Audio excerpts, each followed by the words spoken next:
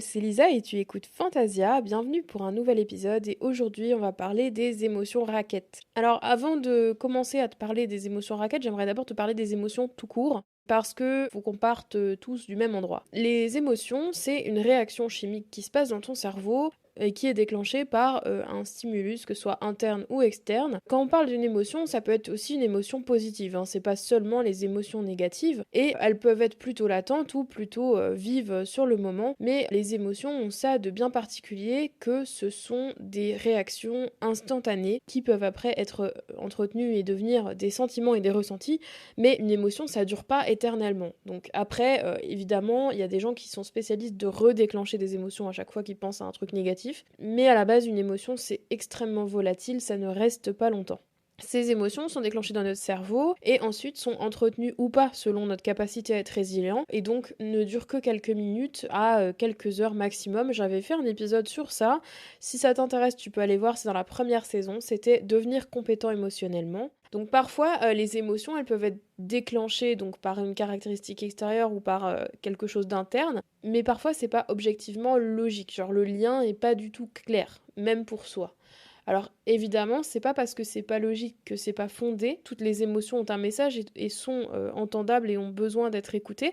Parce que les émotions, finalement, c'est un peu comme, tu sais, un livreur qui viendrait chez toi alors que t'es sous la douche.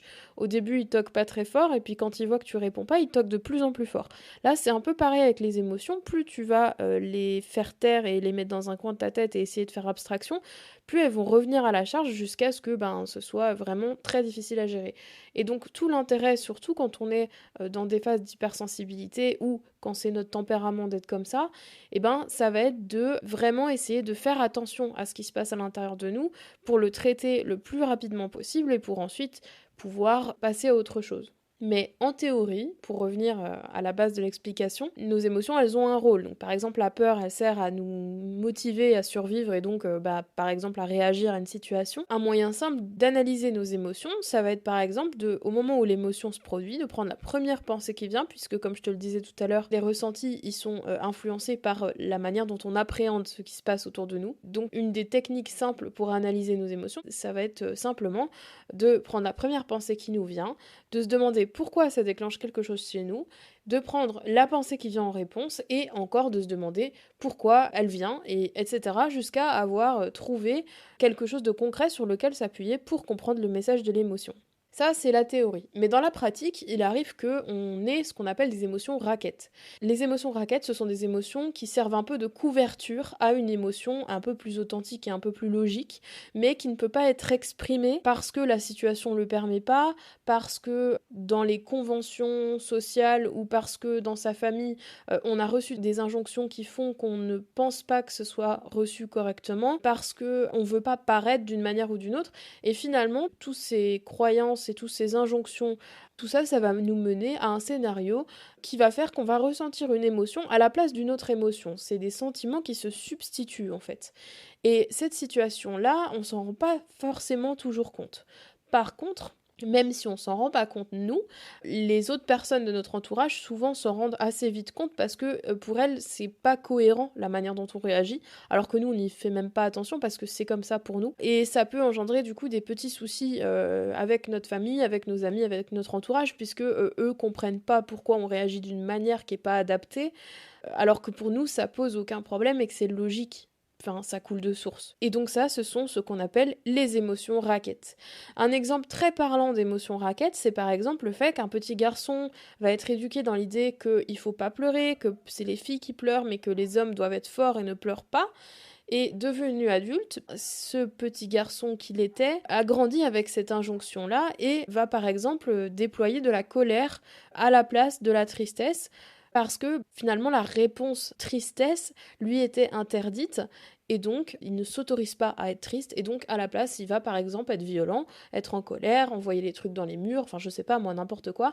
C'est évidemment un cas hypothétique, c'est pas forcément le cas de tous les hommes, je suis pas en train de faire une généralité, mais c'est pour ça que les injonctions sont aussi néfastes pour nous et sont aussi problématiques pour nous. Donc adulte, on peut se retrouver très déstabilisé par les émotions raquettes, voire même anxieux parfois, parce qu'on comprend que les autres voient qu'il y a un truc qui cloche, mais on ne comprend pas pourquoi il y a un truc qui cloche, on ne comprend pas ce qui cloche en fait, puisque notre fonctionnement est très fluide pour nous. Alors une idée pour mieux comprendre ça, c'est d'essayer de les observer et d'en prendre conscience. C'est-à-dire que quand tu ressens un truc, tu te demandes si n'importe qui à ta place aurait ressenti la même chose.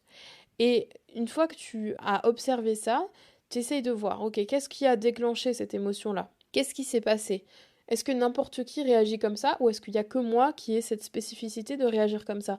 Ici, on n'est pas dans le jugement, on est dans la bienveillance. C'est pas la peine de se juger, ça sert à rien.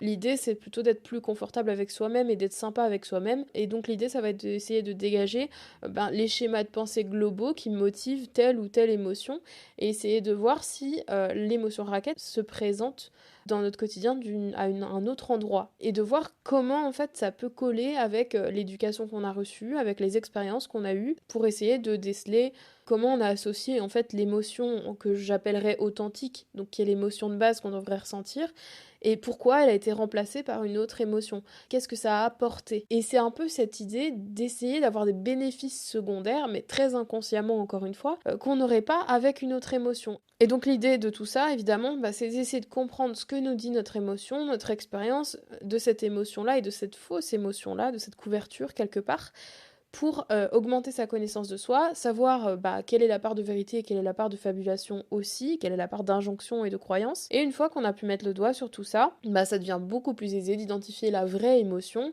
par son nom et pas une couverture en fait émotionnelle. Et au fur et à mesure qu'on prend conscience des raquettes au moment où elles se présentent, eh bien ça devient beaucoup plus simple aussi et beaucoup plus instinctif du coup d'avoir la vraie émotion et de ne plus se cacher quelque part derrière l'émotion raquette. Bien qu'encore une fois, je le répète, l'émotion raquette c'est quelque chose d'involontaire, c'est pas quelque chose de conscient, donc il n'y a pas de culpabilité à avoir à propos d'une émotion raquette qu'on aurait. C'est tout pour cet épisode, j'espère qu'il t'a plu. Si c'est le cas, tu peux le partager comme d'habitude avec des personnes qui pourraient être intéressées par le thème des émotions raquettes. N'oublie pas que tu peux aussi me rejoindre sur Instagram en tapant elisa.fantasia sur la recherche de personnes. Et puis, merci beaucoup d'être de plus en plus nombreux à écouter le podcast. Ça me fait super plaisir que ça puisse aider un maximum de gens. Et surtout, merci beaucoup d'être là. Merci pour ta fidélité et ton écoute. Et on se retrouve dans un prochain épisode. Et puis d'ici là, porte-toi bien. Ciao!